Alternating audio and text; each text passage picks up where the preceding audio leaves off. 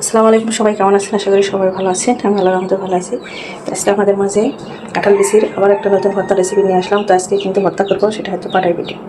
তো আগে প্রথমে যে কাঁঠাল বিচিগুলো কিন্তু আমি ছিলে নিয়েছি, এগুলো আগে সিদ্ধ করে নিতে হবে। তো প্রথমে ধুয়ে নিতে হবে। এর আগে ভর্তা রেখেছিলাম, মোটামুটি ঠান্ডা ছাড়া কিন্তু আজকে দেখাবো পাটাই পিঠে ভর্তা। এটা হচ্ছে আমাদের বগুড়া মানুষ কিন্তু আমরা অনেক ভালো ভর্তা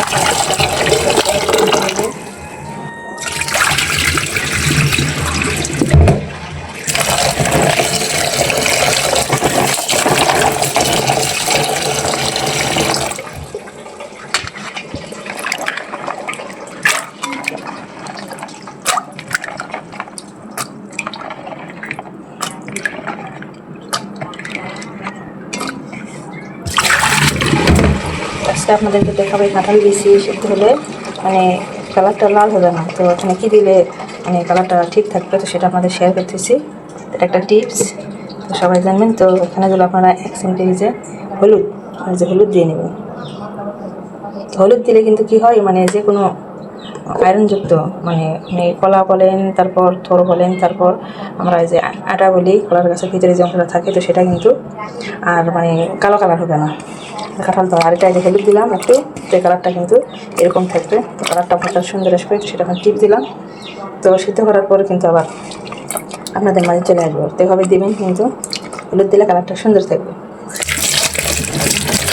তাহলে সিদ্ধ করে নিই।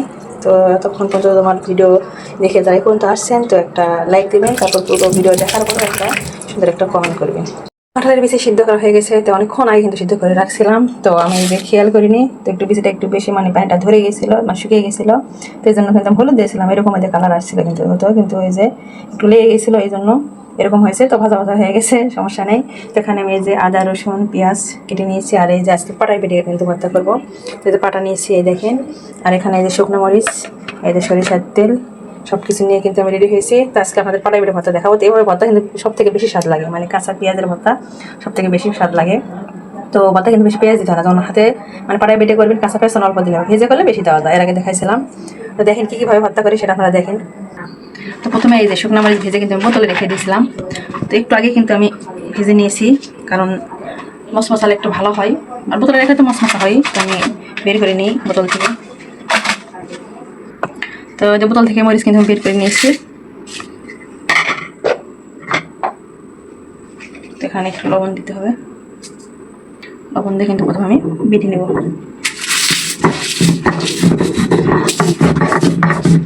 আমার একটু নোট দিছে।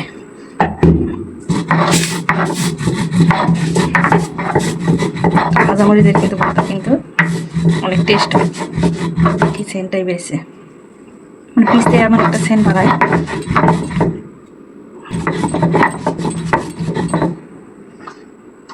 এখন এখানে এই যে রসুন আর 2 কয়েদে আদা দিয়েছি, একটু বেটানো হয়ে গেছে। এখন পিস দিব।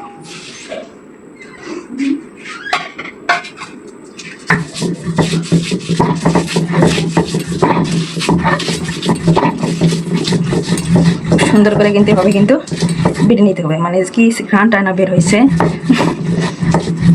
তো এটা তারা জানে, ভর্তা করে খায়, তারা জানে কীরকম সেন্ট আসে, মানে লুকিয়ে খাওয়া যাবে না, মানে সেন্ট আসে। তো সবাই বলে কি ভর্তা হচ্ছে, মানে সেন্ট বের হয়ে গেছে। সরিষার তেল, এই সরিষার তেল দিচ্ছি।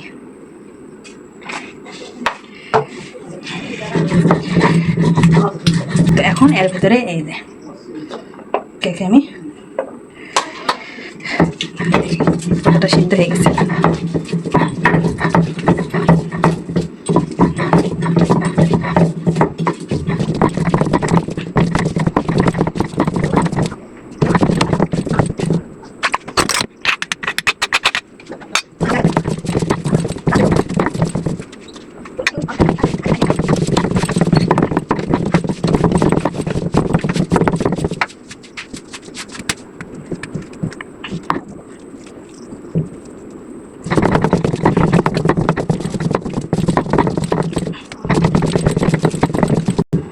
হাত না দিতে চাইছিলাম না, তো হাত না দিলে কিন্তু ভর্তা হয় না, এই জন্য হাত দিতে হলো।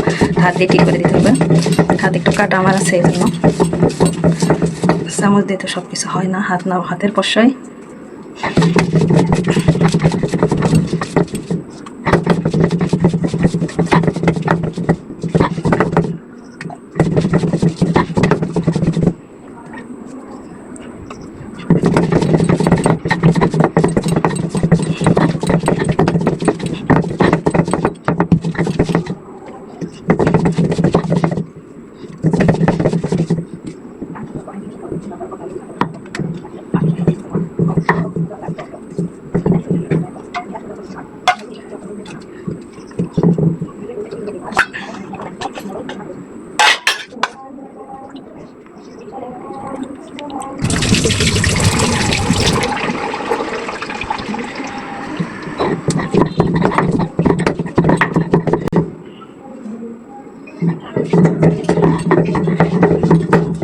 অর্ধেক কিন্তু আমার এই যে হয়েছে, তার অর্ধেক করলে কিন্তু হয়ে যাবে। আজান দিচ্ছে।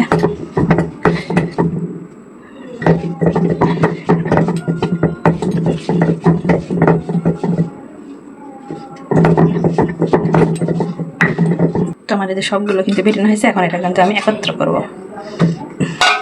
পেঁয়াজ ভারি সব এটাতে আছে, তো এটা কিছুক্ষণ বেটে নিতে হবে,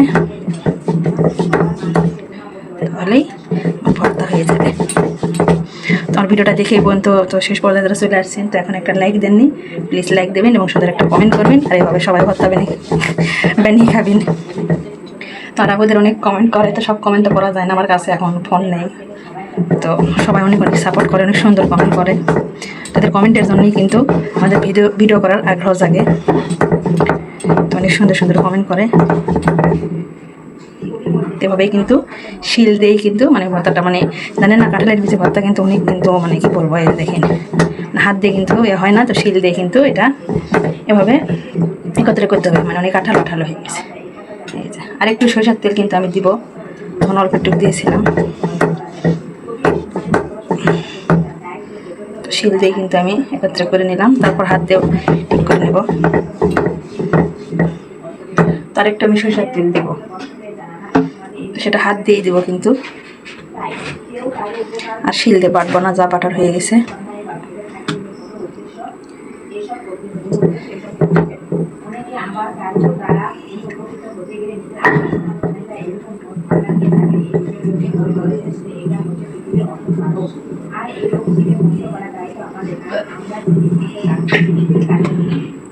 লবণ হয়েছে নাকি দেখে নেব।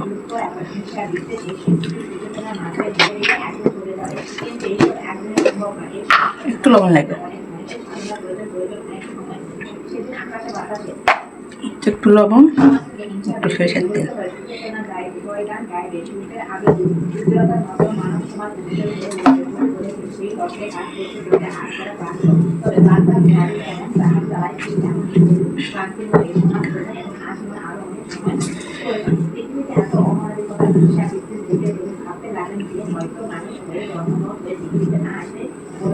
কত আঠালো দেখে নেই যে ভর্তাটা।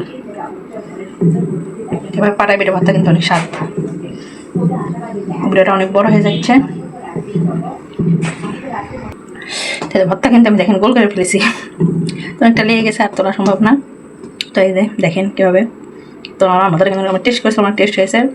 পাটায় বেটে এরকমভাবে ভর্তা খাবেন, বিশেষ করে কাঁচা পেঁয়াজ মরিচ, মানে পাটায় বেটে ভর্তাটার স্বাদটা একটু অন্যরকম হয়। তো দেখলেন তো কীভাবে বানাই।